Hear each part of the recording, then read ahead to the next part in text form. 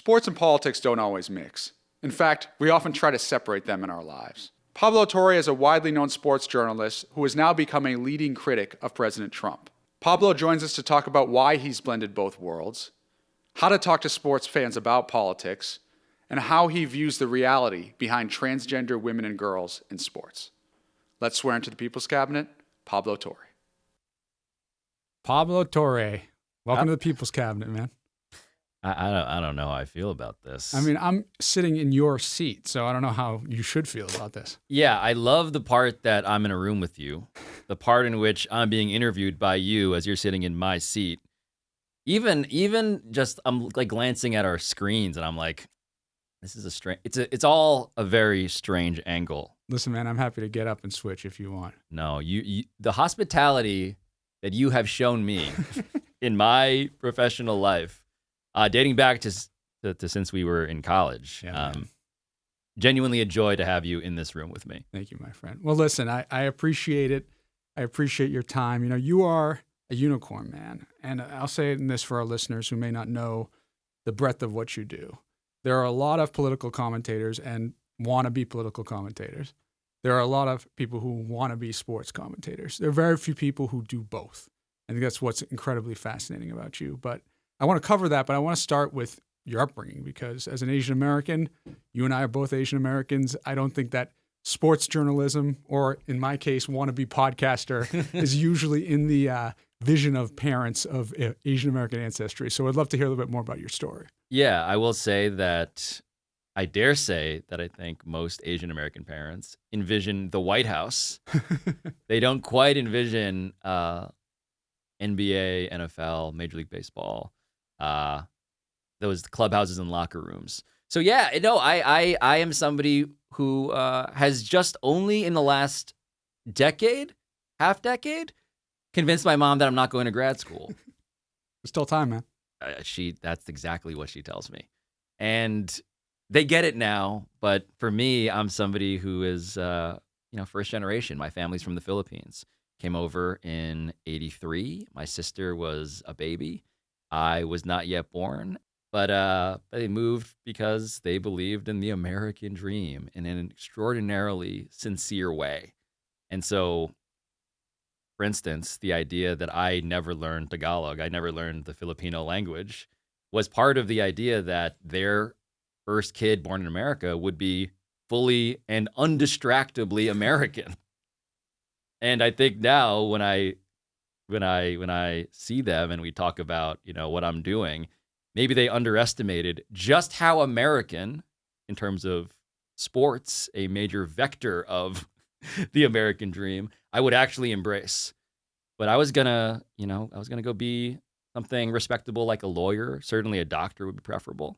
But born and raised in New York City, man. And so that was the lens I saw everything through, which is to say that I had the widest possible aperture for as much as New York feels often like a coastal bubble. Inside of that bubble, in my experience, is the world. Growing up with kids from all sorts of places, I went to a very international preschool, literally Where in New York called did you grow up? Murray Hill, Oh. 30th and 1st, which was, as I like to say, a place for families to grow before it was a place where consultants went to vomit. Just like now, it's just like a place, if you're familiar with New York City, where like young, again, God bless Bain and McKinsey and all these folks, but they go out, they party there, which is fine and good for the economy, the local economy. But I grew up in that sort of like weirdly bucolic, I grew up a city kid and remain a city dad. Spoiler alert, where the story goes. How early did you know sports was the passion and where you wanted to pursue? I was always a sports fan. I was the one, though, who had like a tiny little notebook writing down sports statistics and was collecting trading cards and that sort of type of story. But for me, it became very clear that sports was also, to now further torture the metaphor of accessing the world, it was my passport to everything. Not a ton of kids who looked like me when I was growing up in the circles and the schools that I went to. And sports was a way to instantly connect with everybody. And that has remained true to this day. You know, the reason why sports to me is this passport and magic carpet to everywhere is because I can go to a wedding in Arkansas and have nothing in common with those people demographically and talk for hours about the Razorbacks. I can go to California and certainly talk about, you know, Stanford and Berkeley and college football. I can talk in any corner of this country. North Dakota, sure, let's talk about 1AA football. You know, you want to talk about the Altoona minor league team. Sure, in Pennsylvania, I can do that. So it always had, honestly, like, without knowing it, a political dimension to it, because it was a way of being able to communicate with people who are not like me, but maybe whose trust, whose connection I wanted to earn. Okay, sure. There's a lot of people who have passion for sports, but to make it a career, what was your big break? I realized that I could use what I probably still consider my real like talent, which is embarrassing because I don't really do it as often. But writing, I could write, and I could write about sports and feel like I was not working while aggressively all the time working. And so it was in college when I started writing for the newspaper, for the Harvard Crimson, and was covering, you know, Ryan Fitzpatrick, which is a funny thing. You don't go to Harvard to imagine that I'm going to make some real connections here in sports. Future NFL legends. Far more likely to meet a future president than a future NFL quarterback. Yep. Statistically, actually not an exaggeration. But Ryan Fitzpatrick, and by the way, like, it's just funny, man. Like, one of the first interviews I ever did for the Crimson was a story about the heavyweight crew team, which was excellent. And I was talking to, I believe it was Tyler Winklevoss in his capacity as Olympic rower. So anyway, in my brain, I still have all of these characters that emerged, but it really just emerged out of a desire to write about sports for fun and to make connections with friends at the newspaper, and then realize in that way that everybody, I think, who goes to a school like that wants to figure out, how can I actually make this into some sort of pre-professional pathway to something bigger? And I realized that there are a lot of people who did go into journalism, and most of those people went to law school instead when they were presented with that fork in the road. And I was somebody who was also going to do that. To be clear, like, the aha moment for me was after, I mean, this is in the movie scene that plays in my mind's eye, it's the first time I took the LSAT, which is what a lame crucible. Hey, listen, you got to do it for your parents' sake. They got to know that you tried. Oh, and I did. At that point, when I got the score back, I was like, well, I guess I should do the thing where you take a year and not go to grad school, do something else to study to take the LSAT a second time. And so that gap year was me as a fact checker at Sports Illustrated.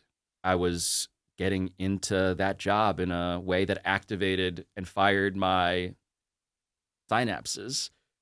And I realized, wait a minute, a year had passed, then 2 years had passed, then 3 years, then 4, then 5. And then suddenly I looked up and my LSAT score had expired because I was just immersed in a job that I authentically loved and found not just challenging, but fulfilling. Writing is hard.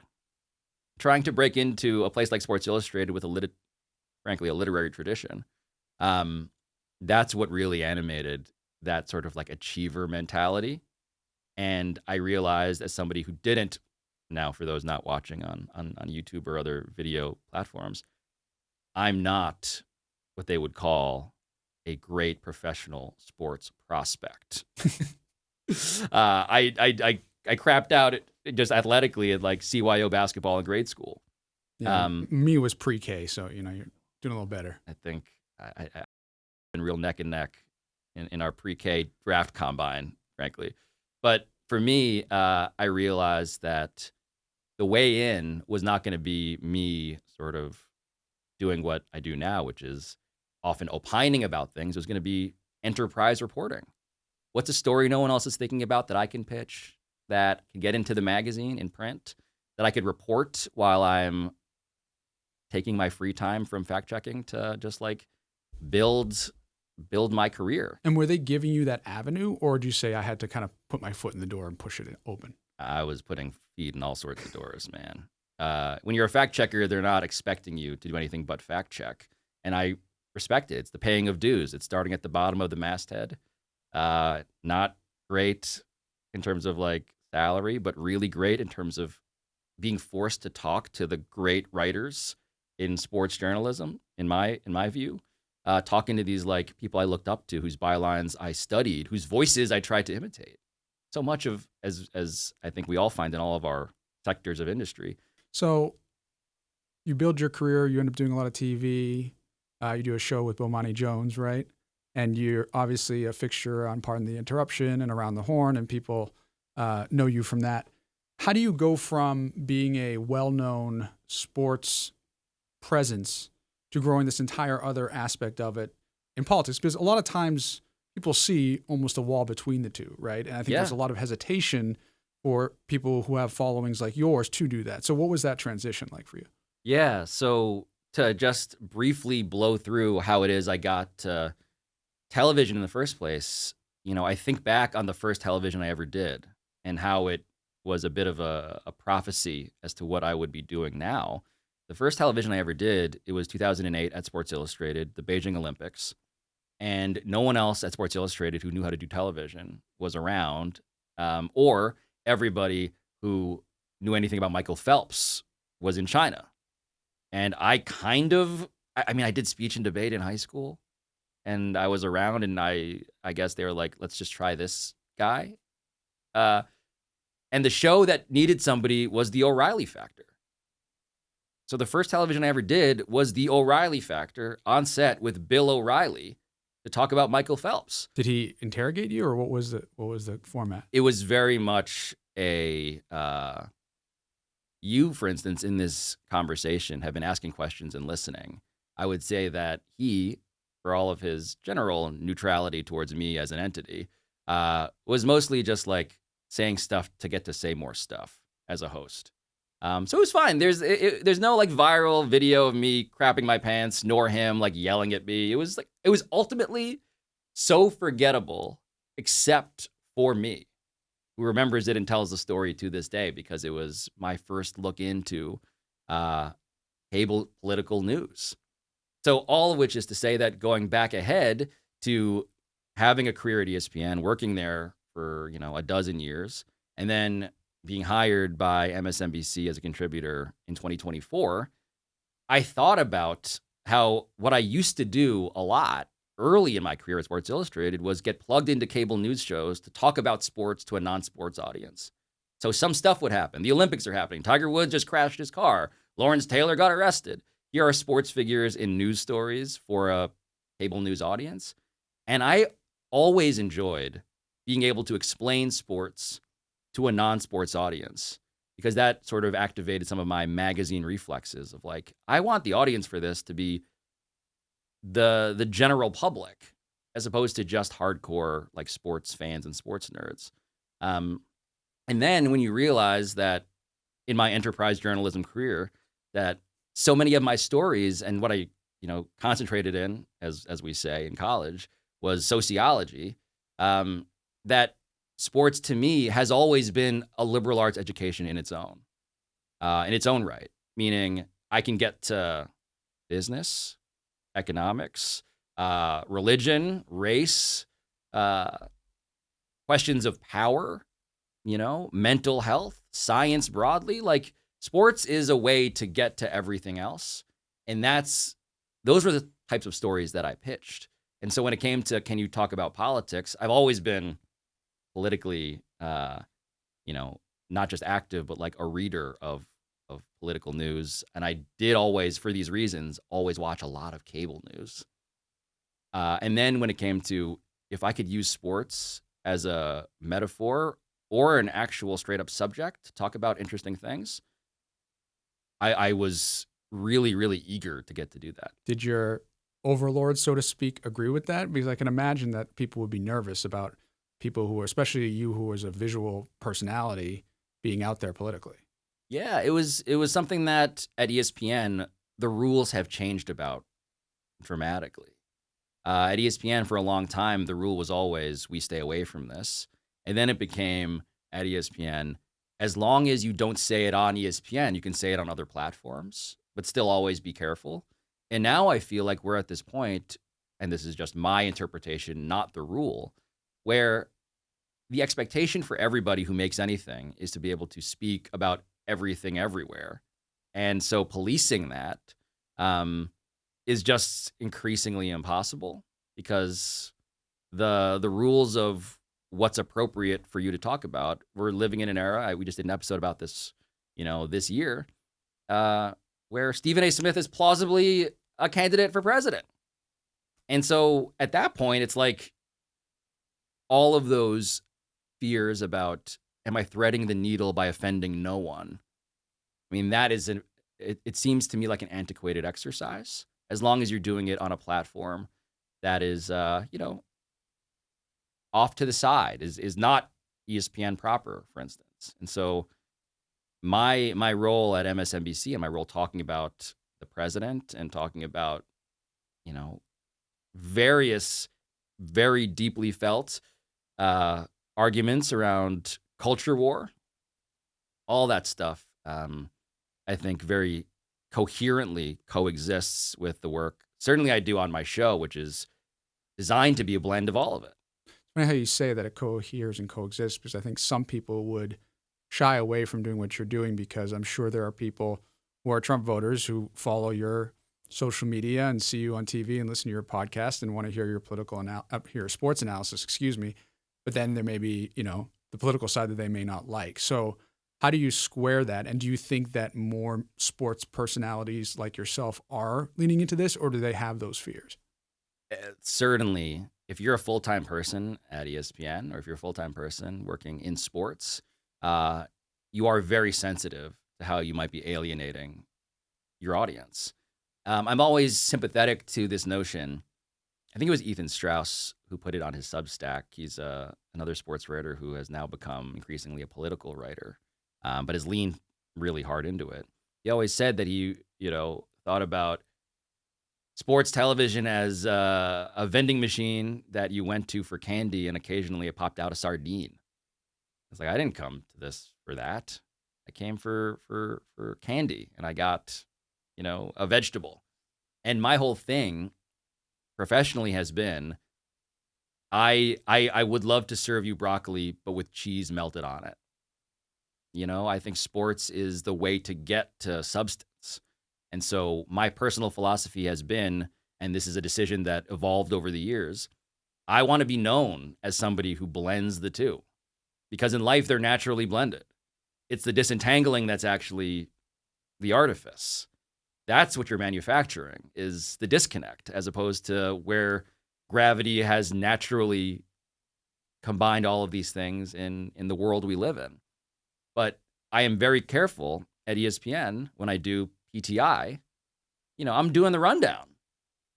I'm not giving my take out of left field. I will blend my analysis with political, certainly references, and the occasional thought on PTI.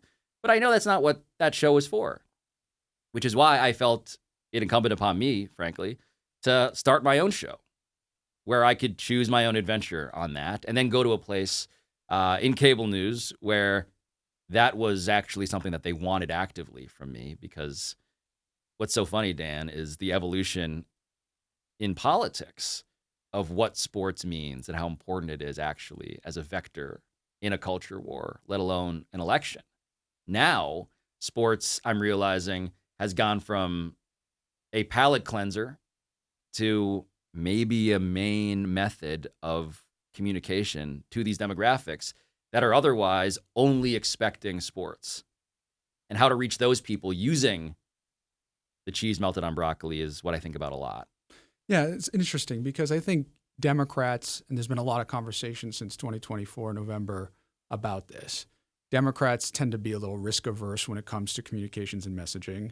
We're having our clock cleaned on the podcasting new media angle. I don't have to tell you that. And there's almost this like reticence to lean into sports populations, sports conversations, to talk politics with that group. I want to understand a little bit about your listeners, and especially when you started to more kind of proactively wade into political talk.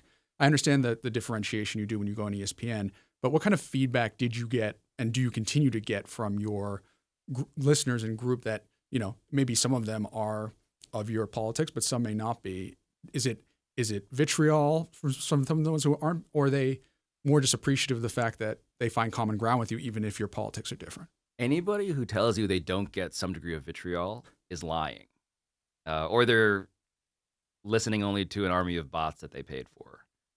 For me, I find that the challenge is actually to tell a story and to frame a story in such a way that is as undeniable as it can be.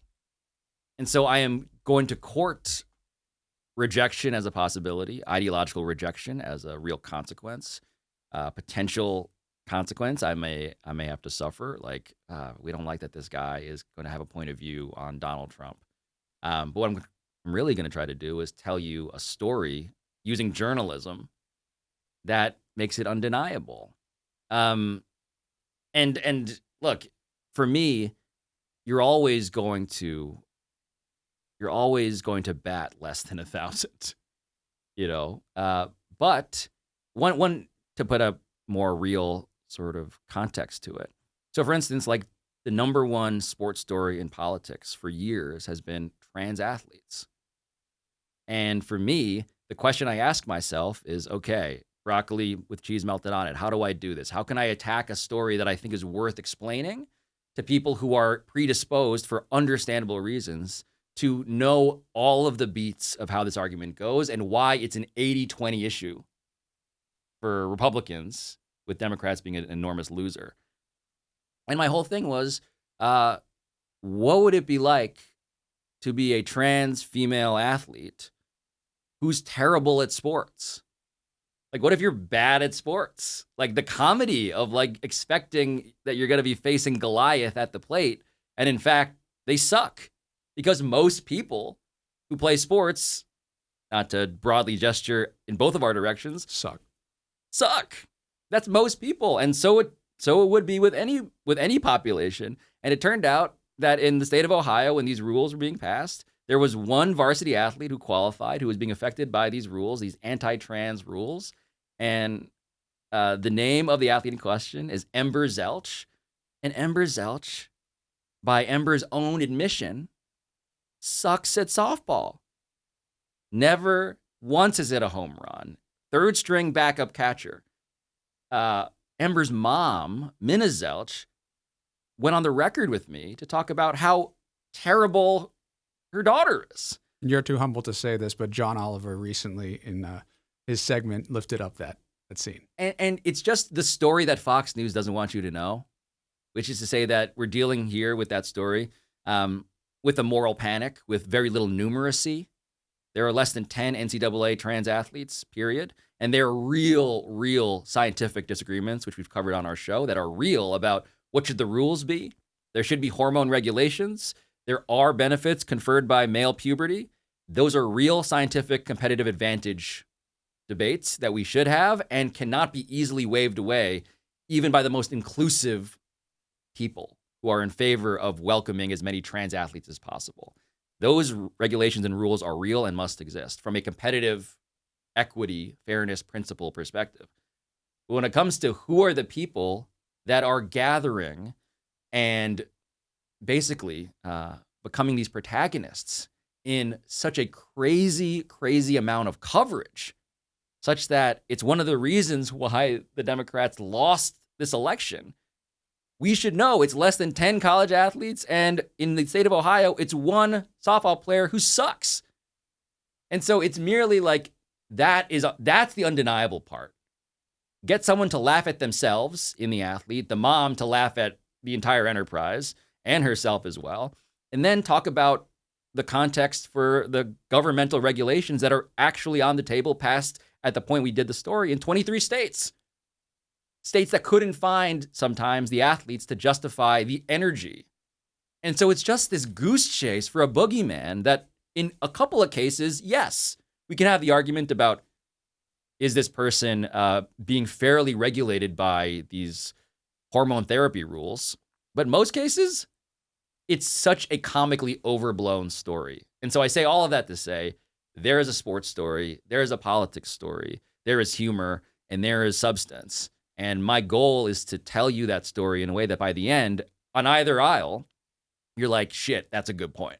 So as an issue that obviously a lot of Democrats are struggling with, and as someone who does communications for a living, what's the message that you would give Democrats who are struggling with how to talk about this issue? Yeah. I think about this all of the time. And I think it needs to begin with a reality check on how often this happens, right? So the story, the marketing on this is so profoundly effective by the right because the hypothetical is convincing. Your daughter's losing her trophies, scholarships. She's at physical risk because we're not willing to say what's obvious, that boys are better than girls at sports. That sales pitch wins 80-20. And I get it. Hard to argue on those terms. But why do we accept the terms? What we should be talking about is how often it's the case that you're never going to encounter one of these athletes. And further, we agree that boys from a hormonal, puberty, testosterone perspective have real advantages. They are stronger. We need to be very clear-eyed about the science is. Let's be very open and conciliatory when it comes to not denying what the scientific research is saying.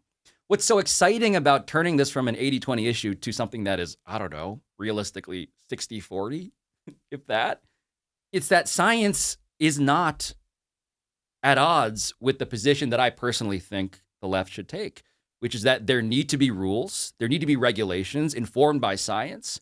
But then when it comes to how many cases are on these edges, right? Where are these really hard calls to make when it comes to somebody who is really good? What we're talking about there is a case that we can absolutely debate, but is so rare as to render the amount that we talk about it absurd. It's absurd. Why is this? When it comes to power ranking, to use another sports metaphor, the issues that affect Americans, this doesn't crack the top 1,000. Now, we can debate as issue number 1,001 what it's like when Leah Thomas ties for 5th with Riley Gaines at the NCAA, swimming championship. We can talk about that, which is a real story and is, not to be waved out of hand because, you 5th place. That's not nothing. That's yeah, sure. I have sympathy for that, of course. But that's the story that got turned into a inside of every family in America is this fear that your daughter's going to be beaten up and have her future stolen from her as an athlete because of a trans person. It doesn't happen like that. And then, frankly, if you're to go out and meet these trans athletes as I have, and I wrote my first story about trans athletes because I was fascinated by the conflict.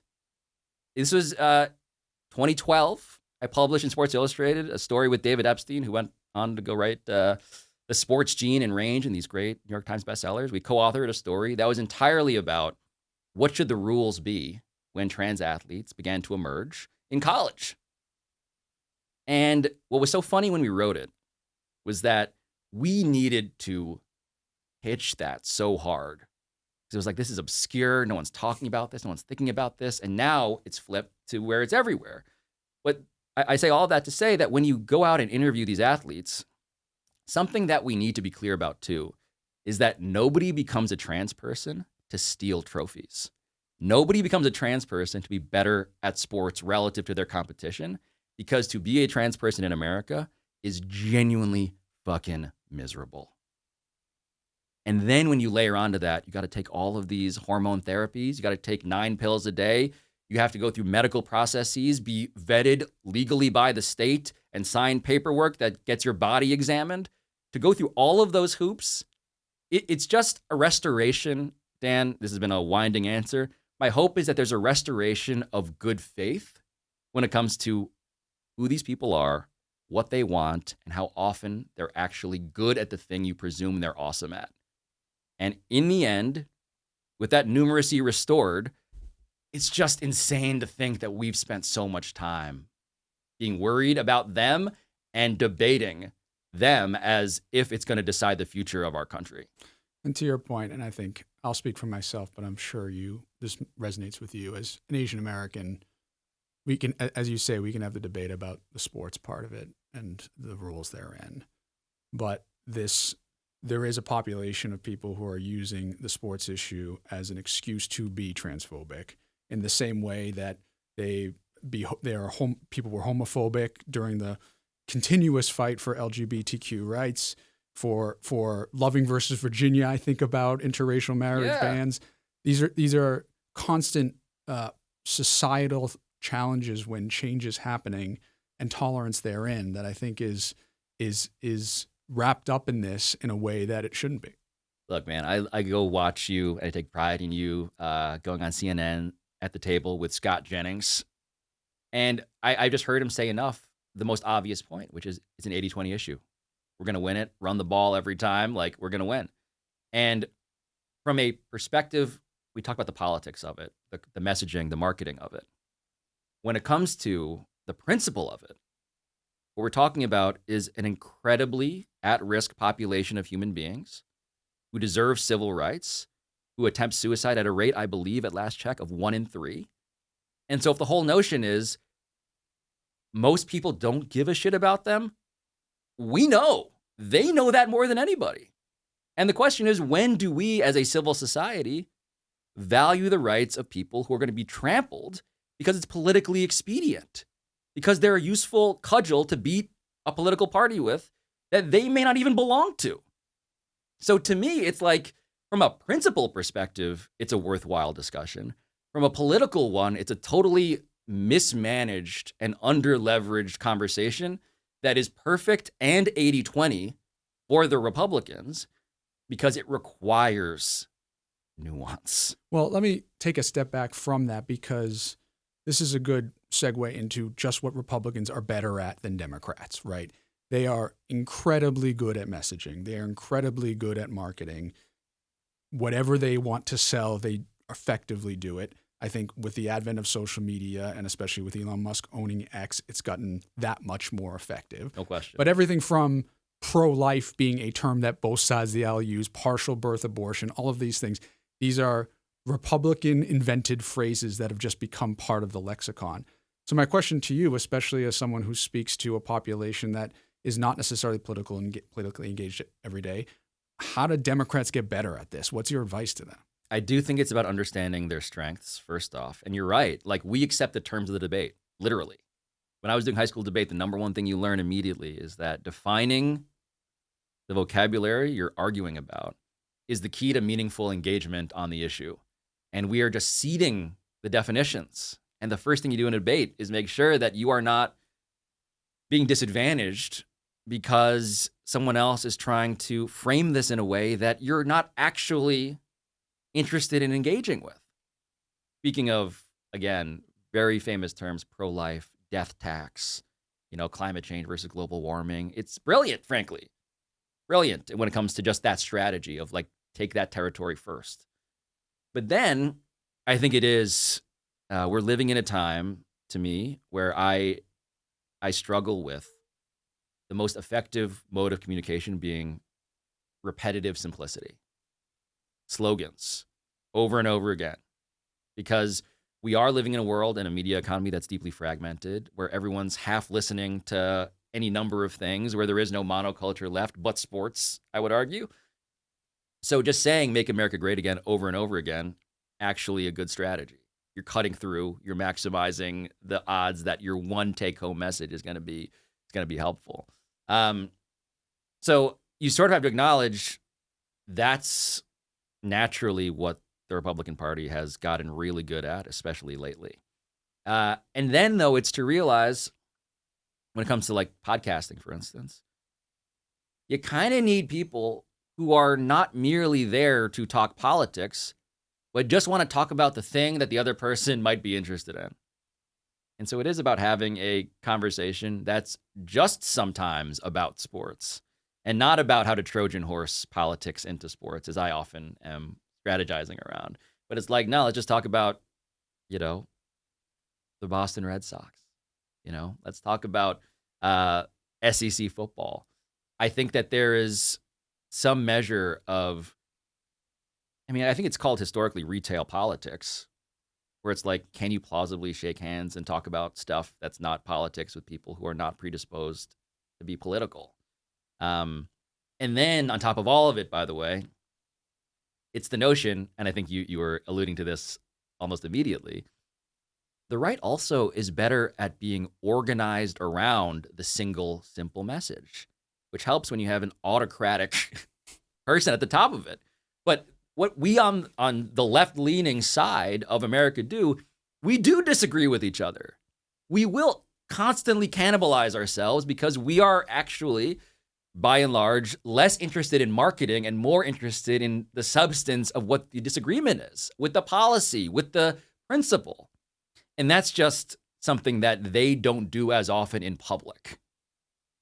And this is hard when a lot of what is, I think, fundamentally important about the opposition party currently, the left, to Donald Trump, is that we should not abdicate nuance and principle and complexity and internal disagreement.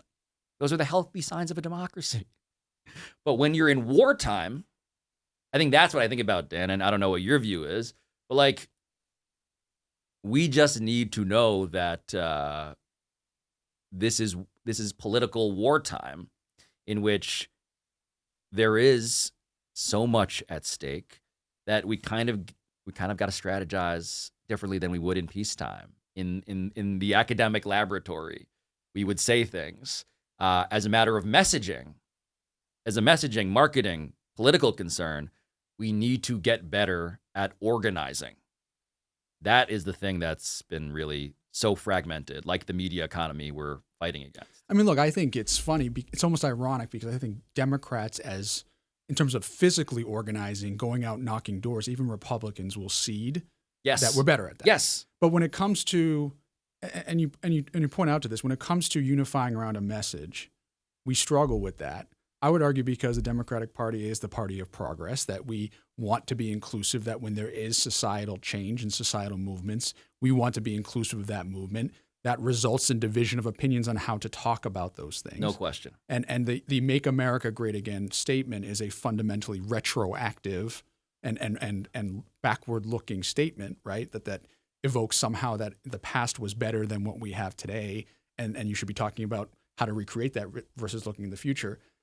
I think, as you point out, what Democrats need to do is to talk about some of these unifying values that we stand for and come up with those slogans to reiterate out there that Republicans are so good at doing and not ceding the point, right? Like, I think there's been examples, of the banning books slogans that we've come up with, right? The pushback against what Ron DeSantis did in Florida, that was very effective, right? And it resonated with people.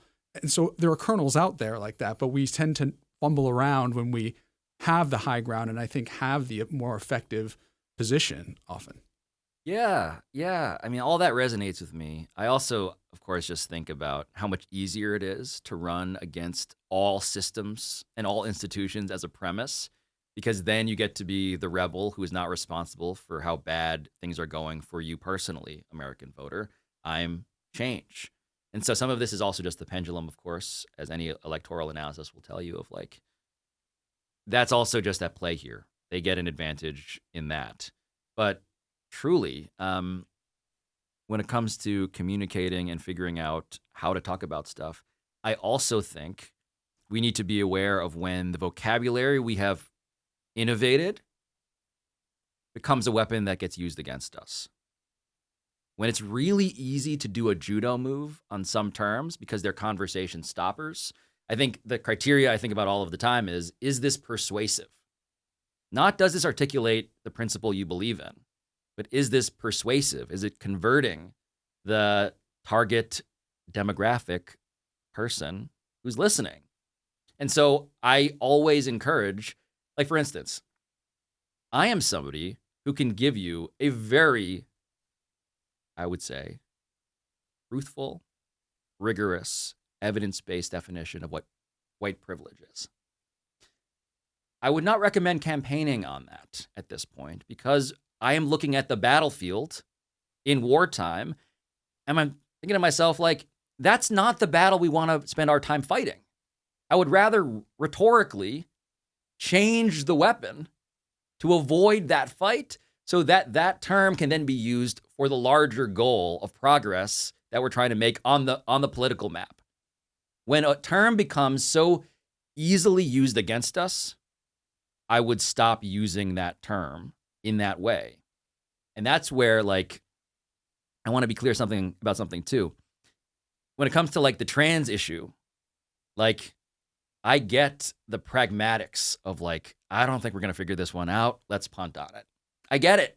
I just said the thing about we should stop using terms that are losers for us.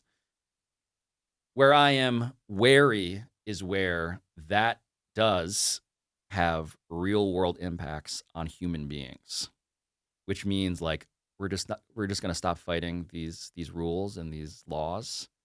That's where, like, I think we also have to make peace with ourselves that there is a higher degree of difficulty when it comes to being the good guys, when someone else is not beholden to honesty or principle, frankly.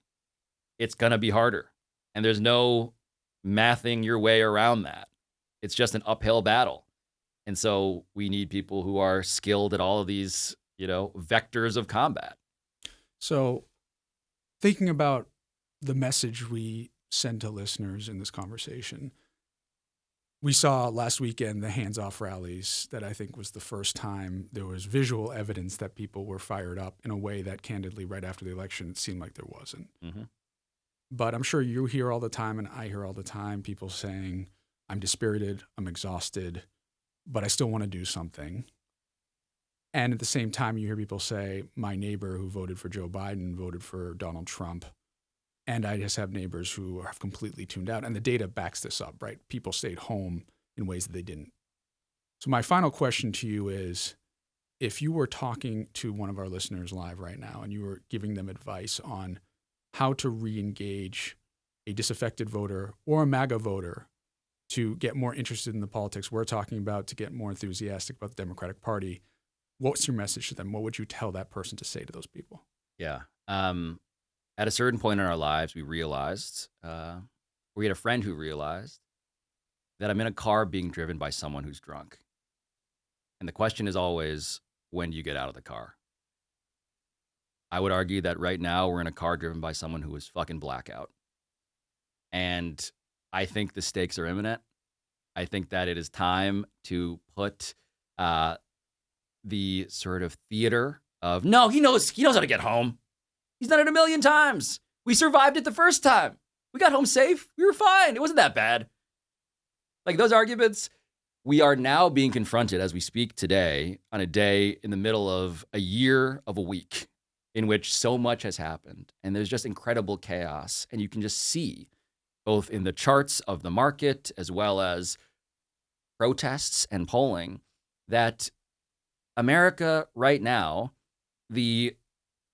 combining again as I do many different metaphors, you're watching someone drive a car like an EKG. It's fucking erratic and it feels like someone's going to get really hurt. And so when it comes to what we're engaging with, it's just that. The party that I belong to, that I want to belong to, is the party of someone who's not hammered driving the car. I'm not asking for a lot. I just want everybody to acknowledge the risks that we've all invited upon ourselves because we thought that our friend or our neighbor, whoever Donald Trump is in this metaphor, we thought he could get us home safely enough such that we got to where we wanted to go. We're about to drive this car into, a ditch doesn't feel vivid enough. We're about to drive it into the side of a wall, like in a goddamn Looney Tunes cartoon. We're driving a car drunk towards a painting of a tunnel. So I can talk a lot about policy and principle and messaging, but I think the simple message is we just need someone behind the wheel who's not going to do that to us. And from there, if we agree, Let's talk. Pablo Torre, sports journalist, host of Pablo Torre Finds Out podcast. Subscribe, YouTube, anywhere you get your podcasts. Thanks for coming on the People's Cabinet. Dan, thanks for invading my studio. Anytime. We hope you enjoyed this episode of the People's Cabinet. If you did, please like, subscribe, ring that bell, and put in the comments below who else you'd like to see sworn in. And stay tuned for new episodes every Tuesday. Let's go.